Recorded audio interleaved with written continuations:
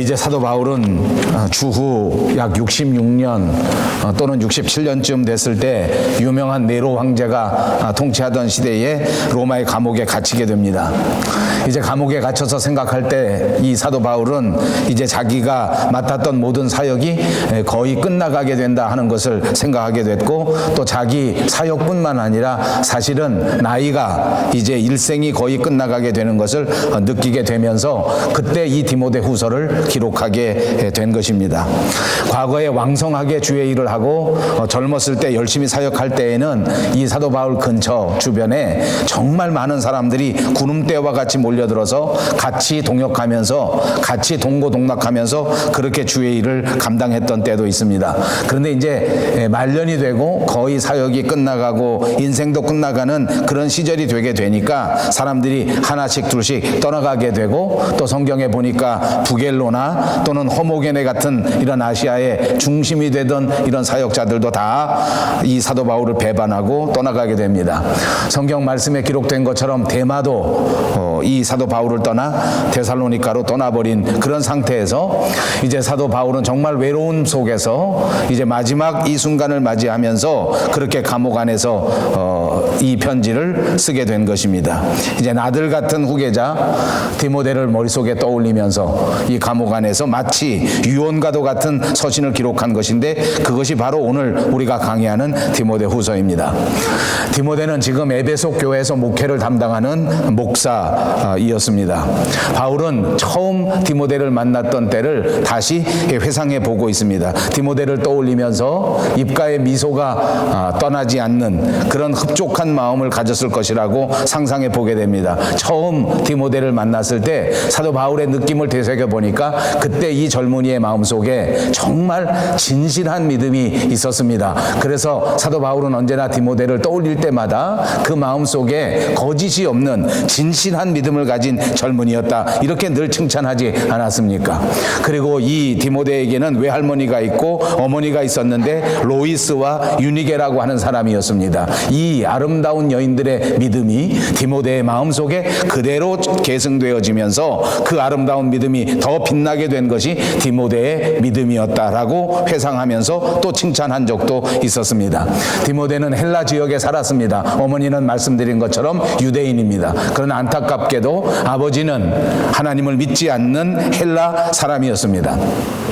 그런데 역사를 통해서 보면 그 외할머니, 그러니까 디모데의 외할머니가 되는 그 디모데의 아버지에게는 장모님이 되는 이 사람을 함께 모시고 살았다, 이렇게 볼 수가 있습니다. 이렇게 헬라 지역에 살면서 하나님을 알지 못하는 이방인 가족에서 살아갔는데, 그럼에도 불구하고 디모데는 이 환경을 극복하고 유대인으로서 하나님의 자녀로서 하나님의 말씀 안에서 양육을 받고 이토록 진실한 거짓이 없는 믿음을 가진 사람으로 자라날 수 있었다, 이렇게 역사가 증거해 주고 있는 것입니다. 이것을 통해서 우리는 오늘날 평가할 때에 이 신앙의 교육이라고 하는 것이 이토록 중요하다.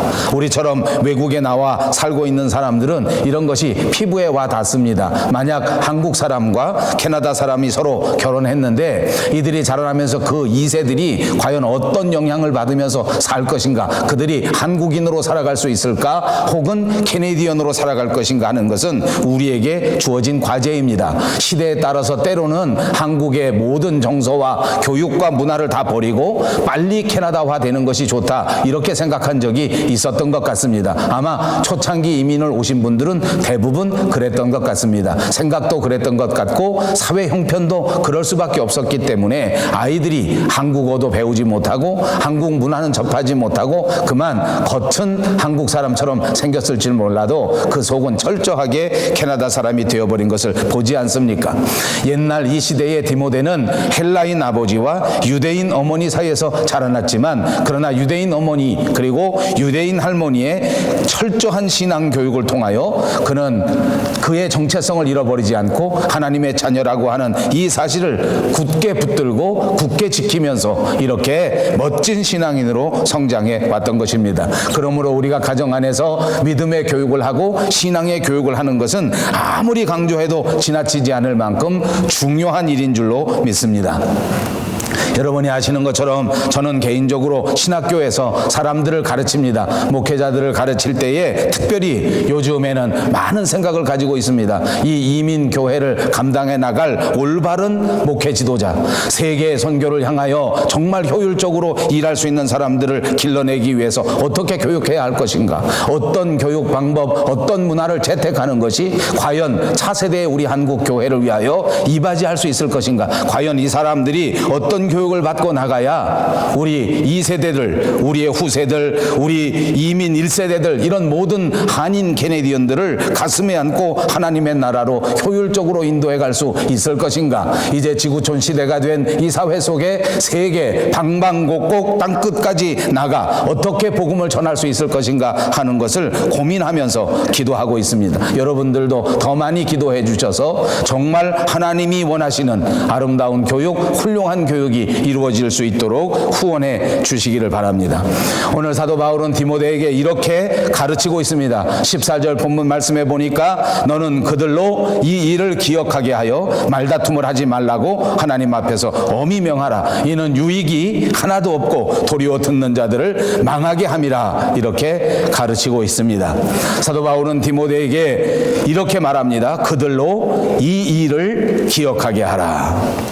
그러면 오늘 에베소 교회 교인들에게 부탁한 이 일, 기억해야만 할 이 일은 과연 무엇을 의미하는 것입니까? 그것은 이미 우리가 지난주에 강해했던 8절과 13절에 있는 말씀을 의미하는 것입니다. 복음의 핵심이 되는 말씀, 바로 예수 그리스도의 부활, 그리고 예수 그리스도의 고난, 이것을 말씀하고 있는 것입니다. 이것을 기억해야 한다는 것입니다. 이 일을 기억하면서 말다툼하지 말라, 이렇게 가르치라는 것입니다.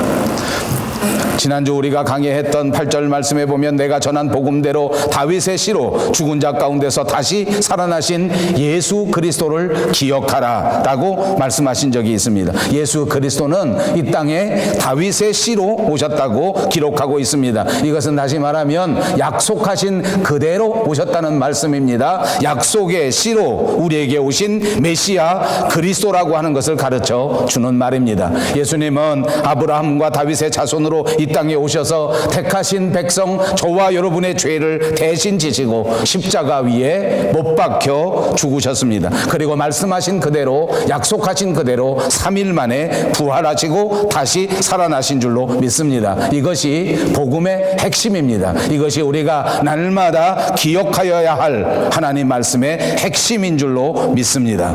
그래서 오늘 사도 바울은 에베소 교회 교인들이 이 사실을 분명하게 기억해야 한다고 강조해서 가르쳐주고 있습니다. 이 사실을 기억하고 말다툼을 하지 말고, 이 사실을 기억하고 믿음에서 흔들리지 말고, 이 사실을 기억하고 분명히 믿음에 사람답게 살아가라고 부탁하고 있는 것입니다. 그렇습니다. 오늘 사도 바울은 디모데에게 이 말씀, 복음의 핵심 진리를 다시 한번 가르치면서 교회가 든든히 서가고 믿음이 든든히 서가도록 엄중하게 가르침을 주고 있는 것입니다. 이단들과는 말다툼을 할 필요가 없다고 경고하고 있는 것입니다. 왜 그렇다고 말씀합니까? 이단들과 말다툼을 해봤자 아무런 유익이 없고 오히려 죽음에 이르게 된다라고 말씀해주고 있습니다. 오히려 망하기만 한다, 그 말입니다. 그들과 함께 변론하고 그들과 함께 논쟁하고 그들과 함께 말다툼을 한다고 할지라도 유익은 하나도 기대할 수 없고 도리어 망할 수밖에 없다. 그래서 사도 바울은 복음을 흔드는 자들하고는 논쟁이 필요 없고 의논이 필요 없고 대화가 필요 없고 아예 상종하지도 않는 것이 좋다고 가르쳐주고 있는 것입니다. 여러분, 저와 여러분이 살아가는 오늘의 시대의 가장 중요한 가치 가운데 하나는 소통과 대화입니다. 그렇습니다. 소통하는 일이 중요하고 대화하는 일이 정말 중요한 가치이기는 합니다. 우리가 살아가는 이 세계 가운데 민주주의는 정말 훌륭한 제도임에 틀림이 없습니다. 모든 사람들이 주인의식을 갖고 모든 사람들이 우리의 삶을 직접 매니지해 나가는 이 모든 일들이 지금까지 인류 역사상 가졌던 모든 정치 제도 가운데 가장 훌륭한 불공평한 제도인 것이 분명합니다. 그럼에도 불구하고 진리의 차원에서는, 그럼에도 불구하고 신앙의 차원에서는 이것이 꼭 맞지 않다는 말입니다. 사랑하는 여러분, 오해 없이 들으십시오. 진리의 차원에서, 믿음의 차원에서는 가장 중요한 가치가 진리에 대한 순종, 그것입니다. 오늘 우리의 신앙생활에 있어서 가장 소중한 가치는 하나님의 말씀에 순종하는 것이 최고의 가치라고 하는 사실을 꼭 믿으시기를 바랍니다. 요한 2서 1장 10절과 11절에 말씀하기를 누구든지 이 교훈을 가지지 않고 너에게 나가거든 그를 집에 들이지도 말고 인사도 말라. 그에게 인사하는 자는 그 악한 일에 참여하는 자가 됨이니라 라고 가르쳐 주었습니다. 이 교훈이라고 하는 것이 무엇입니까? 사도들이 증거하는 복음을 말하는 것입니다. 교회 지도자들이 선포하는 하나님의 말씀을 말하는 것입니다. 요한은 사도들이 전하는 이 복음을 가지고 오지 않고 다른 복음을 가지고 오는 자들은 집에 들이지도 말고 인사조차도 할 필요가 없다. 이 사람들과는 상종하지 말라. 왜냐하면 그 사람들에게 인사하는 것이 바로 그 사람들에게 동참하는 결과가 된다. 그 사람들과 대화하는 것이 그 사람들의 편에 서게 되는 결과가 되고 만다라고 경고해주고 있는 것입니다. 오늘 본문 16절과 18절을 다시 봅니다. 망령되고 헛된 말을 버리라. 저희는 경건치 아니하며 점점 나아가나니 그들의 말은 악성 종양이 퍼져나감과 같은데 그 중에 후메네오와 빌레도가 있느니라. 진리에 관하여는 그들이 그릇되었도다. 부활이 이미 지나갔다 하므로 어떤 사람들의 믿음을 무너뜨리느니라. 이 말씀에 보십시오. 이단들은 부활이 이미 지나갔다고 말합니다. 지난 주간 우리가 강해한 복음의 핵심, 부활도 고난도 없다고 말하는 것입니다. 그들은 거짓을 말합니다. 허탄한 신화를 말합니다. 교회를 어지럽히는 사람들입니다. 그들의 주장에 의하면 부활도 없고 고난도 없고 더 이상 우리가 부활에 대한 소망을 가질 수 없다고 주장하는 것입니다. 이것은 교회에 대한 정면 도전입니다. 이것은 분명히 말씀을 전하는 사도들에게 정면으로 도전하는 것입니다. 이것은 우리 그리스도인들이 도저히 받아들일 수 없는, 도저히 용납할 수 없는 이단 교리인 것입니다. 여러분, 교회가 무엇입니까? 교회는 진리의 터 위에 세워진 존재입니다. 말씀의 터 위에 세워진 것입니다. 하나님의 교회는 진리의 기둥과 진리의 터라고 성경이 가르쳐주고 있습니다. 그러므로 진리를 왜곡하는 것, 그러므로 말씀을 왜곡하는 것, 그것은 바로 하나님의 교회를 공격하는 것이요, 하나님의 교회를 무너뜨리려고 하는 어둠의 세력들의 수작인 것입니다.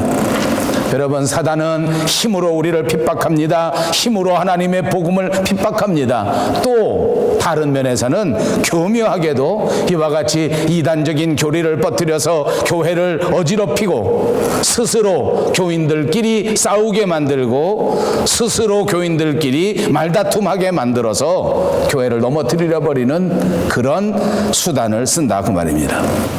에베소 교회가 실제로 그랬습니다. 사도 바울이 사역을 마치고 에베소 교회를 떠난 다음에 슬그머니 거짓 선생들이 교회 안에 들어왔습니다. 그들이 가르칩니다. 부활은 지나갔다. 고난도 없다.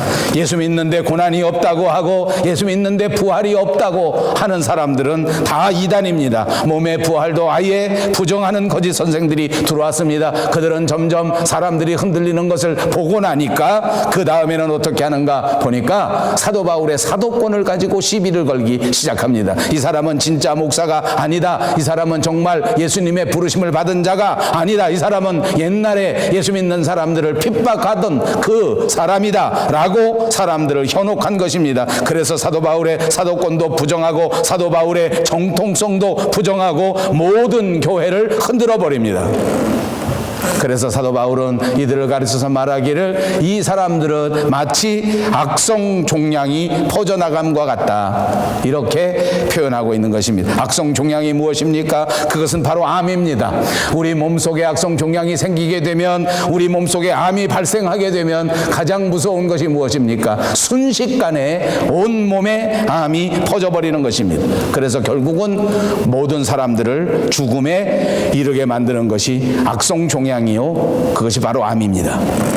이렇게 부활이 지나갔다고 하고 이제는 우리가 부활을 기대하는 것이 아니라 다시 구약으로 돌아가서 모세가 우리에게 가르쳐준 율법을 지켜야 한다라고 가르친 거짓 선생들입니다. 이것은 마치 악성종양과 같습니다. 사람들이 의심하기 시작합니다. 사람들이 흔들리기 시작합니다. 삽시간에 온 교회가 의심에 빠지게 되었습니다. 진리에서 흔들리게 됩니다. 진리에서 떠나가게 되었습니다. 교회가 넘어지기 일보 직전이 되었습니다. 그래서 사도 바울은 이들을 경고하면서 그 이단 가운데 대표적인 사람의 이름까지도 가르쳐줍니다. 그는 후메네오와 빌레도가 그 중심에 있는 사람이라고 고발해 주었습니다. 저는 지난 주간에도 여러분들과 함께 강의했지만 또 성경 고린도전서 15장 3절과 4절에서도 분명하게 강조하고 있는 복음의 핵심이 있습니다. 성경대로 그리스도께서 우리 죄를 위하여 죽으시고 장사 지낸 바 되었다가 성경대로 사흘 만에 다시 살아나심으로 부활의 첫 열매가 되셨도다.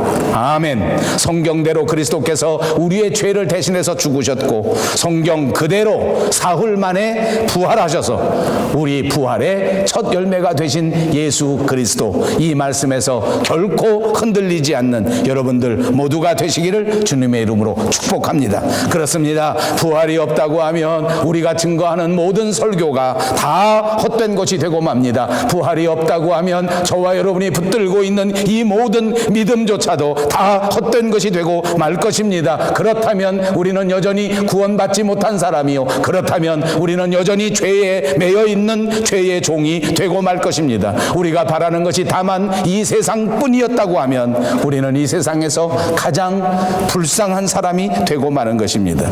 그러니까 부활이 없다고 하는 사람, 부활이 이미 지나갔다고 하는 사람, 이런 사람들과는 아예 대화도 할 필요가 없고 아예 상종도 하지 말라는 것이 사도 바울의 가르침입니다. 변론이 필요 없습니다. 논의가 필요 없습니다. 회의가 필요 없습니다. 아무 유익이 없다는 것을 명심 또 명심하시기 바랍니다. 이렇게 거짓 복음을 전하고 이렇게 교회 안에 들어와서 이 사람들을 현혹하는 후메네오 같은 사람, 빌레도 같은 사람은 꼭 기억하시고 꼭 분별하셔서 절대로 가까이 하지 말라 하는 교훈인 줄로 믿습니다. 여러분, 옛날 초대교회에만 이런 사람이 있었던 것은 아닙니다. 이 후메네오 같은 사람, 빌레도 같은 사람은 오늘날 우리 시대의 교회 안에도 존재하고 있습니다. 복음을 세속화하는 사람들입니다. 복음을 싸구려 장사로 만들어버리는 사람입니다. 복음을 이 세상의 회사처럼 만들어버리는 사람들입니다. 변질시키는 사람입니다. 오늘 우리 스스로를 돌아다 보십시오. 오늘날 교회 안에 성경적 복음, 진리의 복음이 전파되기보다는 오히려 세상화되어서 세상적 문화를 전하고 세상적 복음을 전하고 세상적 복을 전하는 부끄러운 모습이 우리 안에 있지 않는가. 세상적 기복에 빠져서 샤머니즘적인 무당신앙에 빠져서 진짜 진리에는 어두워져 버린 이런 교회가 되었다면 오늘 우리도 오염된 교회의 모습이라고 보아야 할 것입니다. 이것으로 끝나지 않습니다. 이렇게 변질되고 이렇게 오염된 교회는 결국 흔들리게 되고 이런 하나님의 교회는 결국 넘어지게 된단 말입니다. 거짓 선생들을 분별하지 못하면 이렇게 됩니다. 거짓된 복음을 분별하지 못하면 이렇게 됩니다. 사랑하는 여러분, 그러므로 저와 여러분은 정말 잘 분별할 수 있어야 하겠습니다. 잘 분별해서 거짓된 선생들을 물리칠 수 있는 저와 여러분들이 다 되시기를 주님의 이름으로 축복합니다. 15절에 보니까 내가 진리의 말씀을 옳게 분별하여 부끄러움이 없는 일꾼으로 인정된 자로 자신을 하나님 앞에 드리기를 힘쓰라 라고 말씀하시지 않았습니까? 무엇보다도 진리를 분별하는 것이 중요합니다. 무엇보다도 거짓 선생을 분별할 줄 아는 것이 정말 중요한 것입니다. 여러분, 당시에 디모데는 말씀드린 것처럼 에베소 교회를 섬기는 목사였습니다. 그는 하나님의 말씀을 맡은 자입니다. 그는 하나님의 말씀을 설교하는 설교자였습니다. 그러므로 디모데에게 가장 중요한 것은 하나님의 말씀을 맡은 목회자로서 어떻게 잘 말씀을 분별하여 하나님의 말씀을 잘 가르칠 것인가, 잘 선포할 것인가 하는 것이 가장 중요한 사명이었습니다. 그래서 사도 바울은 디모데에게 마지막 유언과 같은 말씀 가운데 이 말씀을 분별해야 한다고, 이 말씀을 잘 분별해서 전파해야 한다고 이렇게 안타깝게 말씀하고 있는 것입니다. 사랑하는 여러분, 교회 되게 하는 가장 근본적인 요소가 무엇입니까? 그것이 바로 하나님의 말씀입니다. 우리가 생각하는 큰 행사, 조직적인 행사, 우리가 생각하는 큰 잔치, 그런 것이 교회의 모습이 아니란 말입니다. 하나님의 말씀이 교회라고 하는 사실을 기억하시기를 바랍니다. 말씀을 분별하는 것입니다. 말씀을 말씀답게 선포하는 것입니다. 하나님의 말씀이 바르게 선포되지 않는다면 그것은 바른 교회가 아닙니다. 그러므로 말씀을 맡은 자들은, 그러므로 신앙인들은 오늘도 하나님의 말씀, 하나님의 진리를 어떻게 분별하느냐 하는 것에 대하여 관심을 집중하시고 힘써야 할 줄로 믿습니다. 미국 시카고 대학의 경제학과 교수 가운데 밀턴 프리드만이라는 사람이 있었습니다. 이 사람이 쓴 책 가운데 죽은 경제학자의 살아있는 아이디어라고 하는 책이 있습니다. 이 책 안에서 유명한 이야기 하나가 나왔는데 그것이 샤워실의 바보라고 하는 이야기입니다. 많이 알려진 이야기라 여러분에게 소개합니다. 샤워실에 한 바보가 들어갔습니다. 우리나라의 사오정 같은 사람인가 봅니다. 샤워실에 무엇하러 들어갔겠습니까? 샤워하러 들어간 것입니다. 들어가서 수도꼭지를 틀었습니다. 수도꼭지를 틀었더니 찬물이 확 나오는 것입니다. 조금만 기다리면 온도가 조절이 돼서 따뜻한 물이 나올 것인데 찬물이 나오니까 깜짝 놀라가지고 그냥 혼비백산에서 튀어나와가지고 이게 어떡하나 하고 생각하다 또 들어가서 이게 안 되겠다 해가지고 갑자기 막 왼쪽으로 쫙 틀었습니다. 그러니까 왼쪽 끝으로 막 쫙 틀었더니 이제 금방 또 뜨거운 물이 펄펄 쏟아져 나오니까 또 샤워를 못했습니다. 이 바보는 뜨거워서 샤워를 못하고 추워서 샤워를 못합니다. 또 뜨거우니까 어떻게 했습니까? 이번에는 이 샤워실 꼭지를 오른쪽 끝으로 확 돌려버렸습니다. 뜨거운 건 없어졌는데 또 금방 차가워졌습니다. 그래서 왔다 갔다 하다가 이 샤워실의 바보는 결국 샤워를 하지 못했다 하는 것이 이 이야기의 내용입니다. 이 이야기는 왜 썼는지 압니까? 사실은 이 미국의 경제학자가 미국에 있는 정치인들로 하여금 경제 정책을 똑바로 시행하라고 하는 풍자에서 만들어낸 이야기라고 합니다. 이 사람들이 경제 정책을 쓸 때 이렇게 미련하게, 이렇게 어리석게 하기 때문에 미국의 경제가 이렇게 나빠졌다. 여러분, 이것이 경제 정책만 이런 것인가? 누구든지 세상 살면서 어리석으면 이 샤워실에 들어간 바보처럼 행동하더라 그 말입니다. 우리가 이민 와서 살아보니까 이거 더 절실하지 않습니까? 사람들이 지혜가 없어서, 사람들이 분별을 하지 못해서 금방 오른쪽 끄트머리에 틀어서 찬물 나왔다고 금방 왼쪽 끝에 가서 들고, 뜨거워서 또 금방 포기해버리고, 이리 갔다 저리 갔다 우왕좌왕 발만 동동 구르고 아무것도 하지 못하는 모습이 마치 우리의 모습은 아닌가?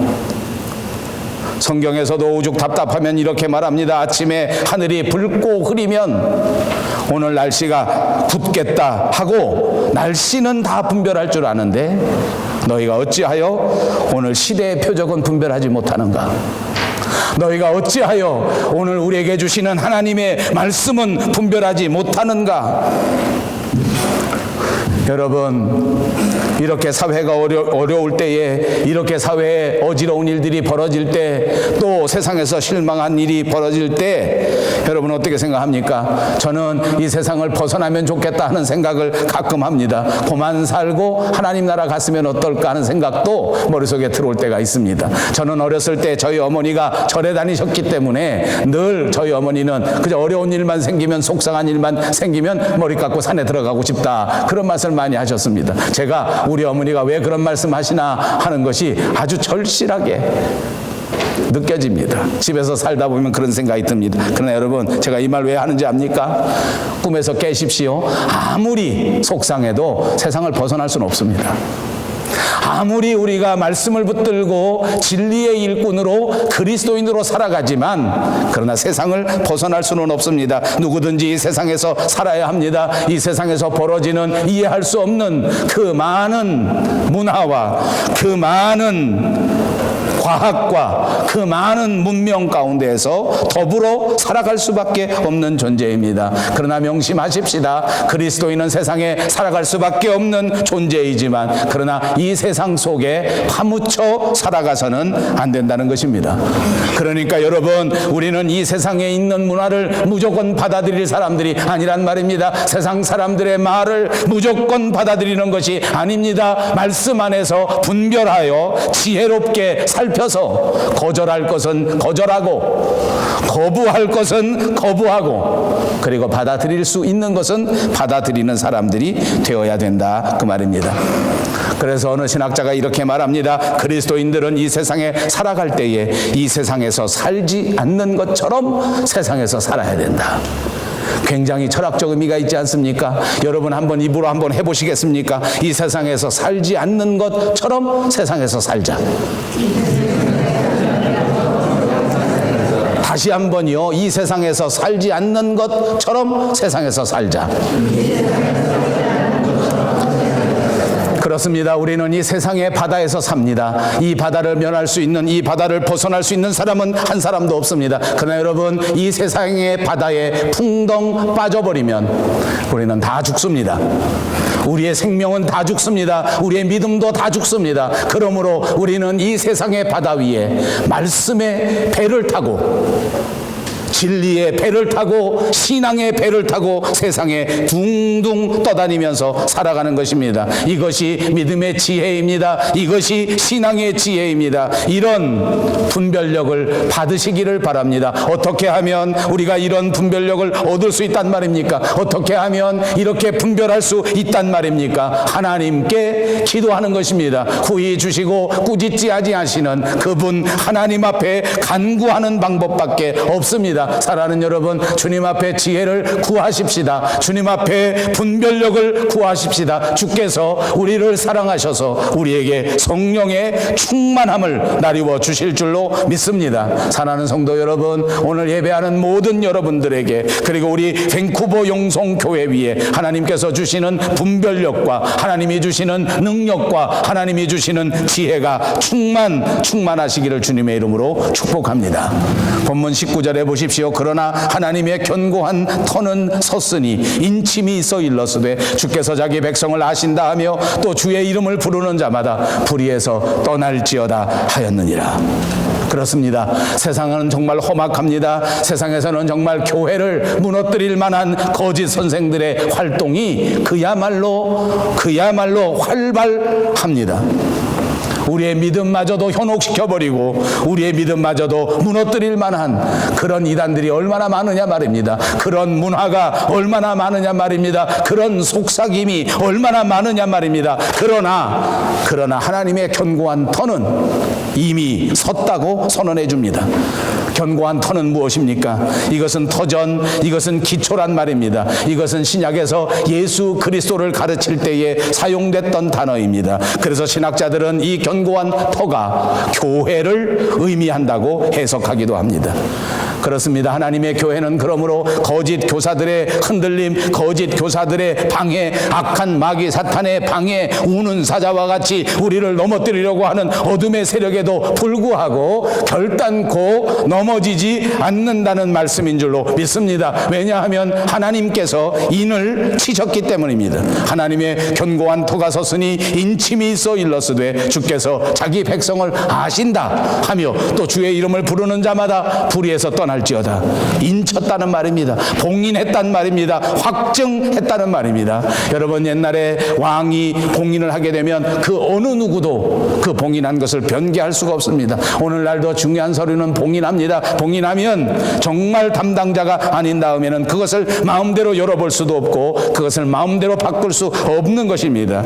여러분, 교회는 하나님의 집으로, 하나님의 자녀로 하나님께서 인치셨다고 하는 사실을 믿으시기를 바랍니다. 저와 여러분은 하나님께서 너는 내 것이라 자신의 소유로 인쳐주신 하나님의 사람들입니다. 그러므로 하나님께서 확증하신 하나님의 사람이므로 이 세상 그 누구도 우리를 방해하거나 우리를 넘어뜨리려거나 우리를 이겨낼 수 없다는 사실을 믿으시기를 바랍니다.